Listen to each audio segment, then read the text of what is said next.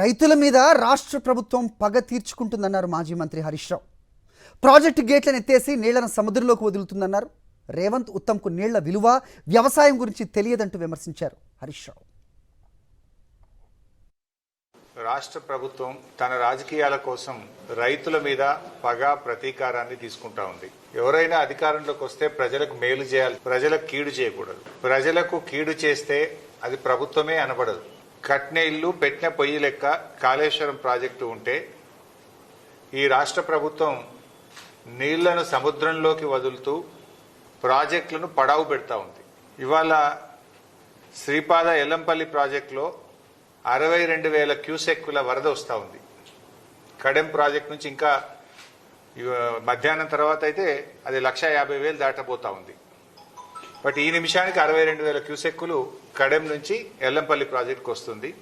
But Kadem project గేట్లు ఎత్తి ఇప్పటికే 150,000 క్యూసెక్కులు వదిలినారు. సాయంత్రం వరకు అది శ్రీపాద ఎల్లంపల్లి ప్రాజెక్టుకు వరద వస్తుంది. 62,000 క్యూసెక్కుల వరద వస్తే ఈ ప్రభుత్వం గేట్లు ఎత్తి సముద్రంలోకి వదిలేసింది.